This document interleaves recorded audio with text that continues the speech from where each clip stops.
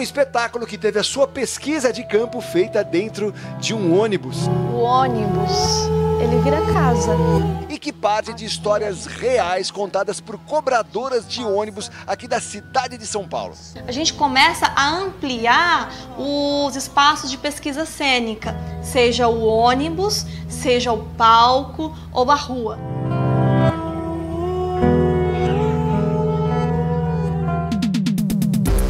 Um espetáculo que ficou 6 anos em cartaz está de volta para novamente fazer muita gente rir e refletir. Eu acho que o maior barato do Toque Toque é a gente levar o espetáculo para uma reflexão. Quem nunca passou por situações onde o toque estava presente, independente da pessoa ser uma pessoa com toque ou não? Eu não tenho nenhum problema. Eu tenho uma amiga minha que tem problemas. Eu tenho um parente. Eu mesmo sou ótimo. Talvez naquela época eu não me dava conta que não era só ser artista, era um modo de vida. Esse documentário é um projeto de 10 anos. Eu não podia casar, porque isso estava fora de questão. Primeiro, eu diria que é uma mulher livre. E, em segundo lugar, eu diria uma grande artista, uma pintora. Ela vivia a arte dela, né? A arte dela era a vida dela.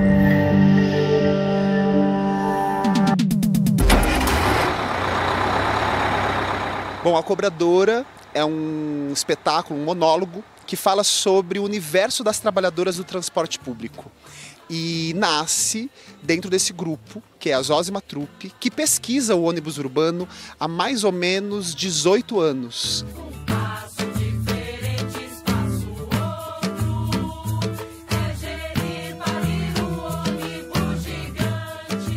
O ônibus, ele sempre foi o meu veículo de transporte, de locomoção. Eu estudei na Fundação das Artes de São Caetano do Sul e eu sou um sujeito periférico. Então eu passei durante muitos e muitos anos mais de 5 horas por dia no transporte público. E aí foi aí que me surgiu essa ideia. Por que o ônibus não pode ser esse veículo também de cultura e de arte?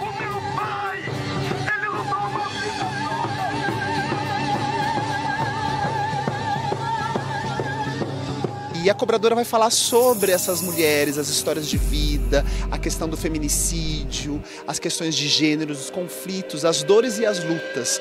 Ela vai evocar os arquétipos como a Eva e a Lilith. Ela vai trazer um pouco o que a mulher de hoje e de antes pode cobrar. A primeira mulher que chegou no mundo não viu nada. Encontrou um Adão vagabundo, uma cobra cansada. E a mulher que não tinha nada a perder saiu por aí, procurando o que fazer. Fazer esse espetáculo é mexer com histórias reais. Todas as mulheres que foram entrevistadas são mulheres nordestinas, do Ceará, de Pernambuco, Paraíba. E tem muito a ver comigo, porque eu sou nordestina, eu sou cearense e moro aqui em São Paulo desde 2006. Na hora que ele fez assim com a faca para me matar, eu... na folha da faca, me pendurei na folha da faca e disse: tu vai me matar, mas tu vai morrer. São histórias de sobrevivência e de mulheres que ressignificaram muitas questões. Encontrar essas mulheres dentro do ônibus, né, que a pesquisa da Zózima é dentro do transporte público, é muito forte, é um espaço marcador, sabe? Né? Acho que tanto para a vida como para o teatro. Pior bandido, do pior traficante. Oxi. E eu lá, tive medo depois de bandido. Eu tava virada na besta fera, minha filha. Quando a gente começou a pesquisa, a gente tinha uma ideia do que seria, né? E acho que tem a questão dos nossos desejos como artistas também, né? De fazer um trabalho. Mas quando a gente encontra o outro, e eu acho que isso é um ponto muito importante, né? Que não é uma dramaturgia pronta, a gente encontra muitas mulheres e aí a gente vai conversar com ela e aí ouvir suas histórias. Eu acho que tem muitas diferenças, assim, sabe? Do contorno que a pesquisa vai tomando. Agora tenho 30 anos de transporte. Entrei molecona, cheia de filhos para criar. E encarei aquele trabalho não só como um ganha-pão. A gente passa mais horas dentro do ônibus do que com a família. Desde o processo de entrevista, a gente se encontrar, de ficar 4 horas com essas mulheres conversando sobre a vida delas, sobre perspectiva de futuro também, principalmente, que muitas trouxeram isso. Eu acho que é um lugar assim de muita potência poética, potência de vida, e que quando a gente escuta o outro, a gente se transforma também, sabe? E a mulher quis saber de Deus, e Deus não gostou, e a mulher brigou com Deus.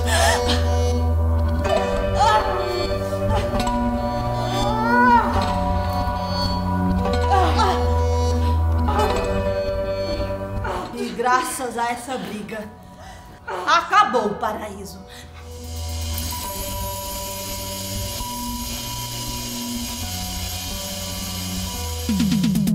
Quando quiser. Em Toque Toque, 6 pessoas com transtornos ou síndromes compulsivas estão aguardando o médico numa sala de espera. Eu estou aqui porque eu tenho uma mania vergonhosa que, segundo meu médico, se degenerou, que se chama de toque. A sua personagem tem um transtorno de verificações. De verificação, exatamente. Que é ficar verificando que tem aflição, que deixou alguma coisa aberta, deixou o gás, ela fica toda hora nessa angústia, verificar se a chave está, né, na bolsa. Vem! E a sua personagem, nossa, é uma mania de limpeza. Qual é o transtorno dela? Ela tem medo dos micróbios Nosofobia. E das doenças, nosofobia. Tem gente que diz que eu somatizo demais, mas quem vê o que eu vejo e quem lê o que eu leio sabe muito bem que eu tenho motivos de sobra para me preocupar. É um transtorno e para muitas pessoas é impeditivo, né? É uma questão que às vezes faz com que a pessoa não saia de casa. Meu problema, bom, não é bem o meu problema, é o problema da minha mulher, que ela não aguenta mais ver eu contar, e conto de tudo o tempo todo. Eu tenho o mesmo toque, digamos assim, do meu personagem. Eu conto quanto tempo eu encho o copo no filtro. Você tem isso? Tenho. Em qualquer lugar que eu vá, eu sei quantos degraus tem se eu frequento aquele lugar. Eu conto tudo. E eu fui fazer um personagem que conta tudo o tempo todo. Quantos dias tem 12 anos? 4.384. Em quantos minutos? 35.480. São toques que encontram uma interseção. Não é à toa que a peça fala sobre esse encontro, né?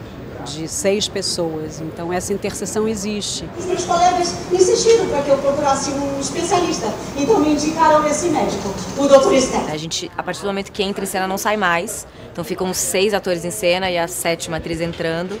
Então tudo depende do que acontece ali, do jogo, né? Desculpem, o avião do doutor já decolou. Tá, mas há quanto tempo? Eu não sei. Enquanto ele não chega, eu acho tão bonito, porque os personagens vão se conhecendo. Eu convivo muito bem com meu toque, né, como dizem. Uma peça que ficou 6 anos em cartaz é uma peça que conversa com o público. Desde quando isso acontece com você? Não, sempre aconteceu. Mas eu acho que piorou um pouquinho, assim, faz uns 20 anos. Eu acho que hoje tem um peso do ser pós-pandemia, né? Foi um momento muito tenso, né?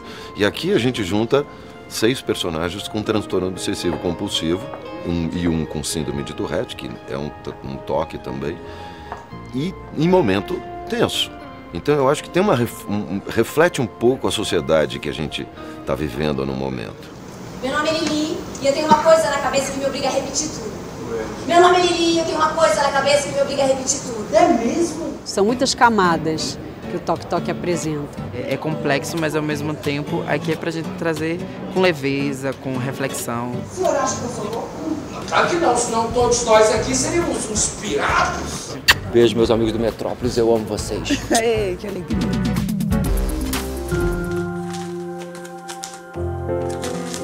Olha quanta coisa eu fazia.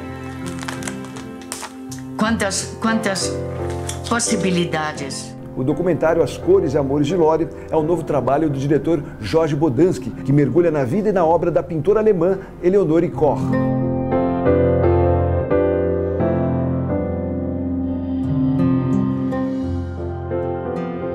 Eu me permiti todas as liberdades.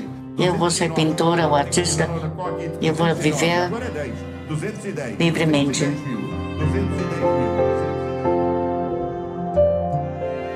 Esse documentário é um projeto de 10 anos.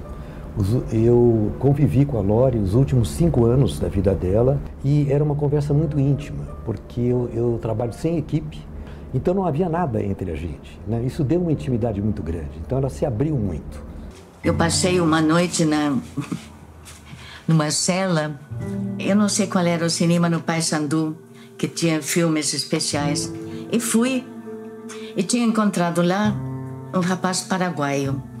Aí chegou um soldadinho e disse que isso era um absurdo e que a gente estava se beijando e que não podia, que ele tinha que tomar ação.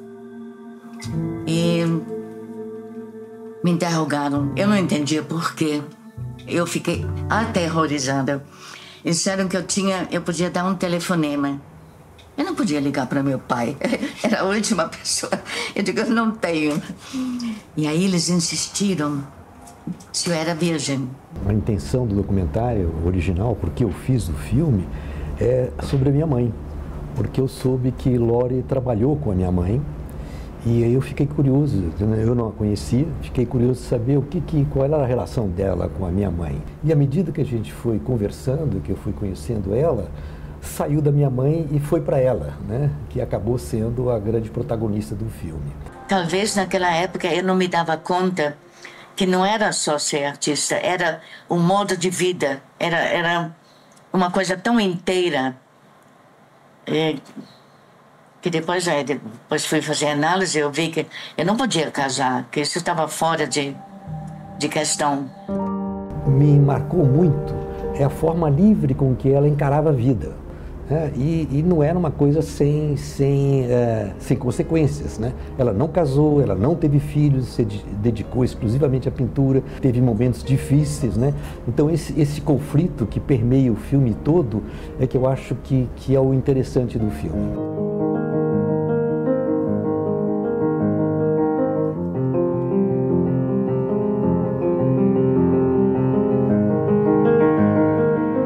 Cada quadro dela é um processo de anos e anos. Começava muitas vezes com uma observação que ela fotografava, isso era trabalhado, partia para desenhos, mais desenhos, para depois finalmente se tornar um quadro.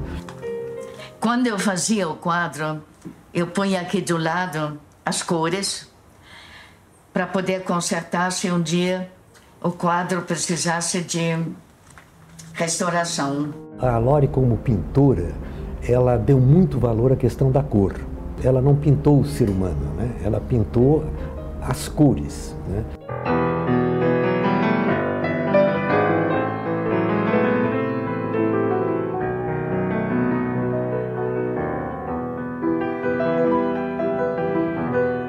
Ela vivia a arte dela, né? A arte dela era a vida dela. O papo tá bom, mas amanhã a gente está de volta. Dá para rever nossos conteúdos nas redes sociais. Até mais. Tchau, tchau.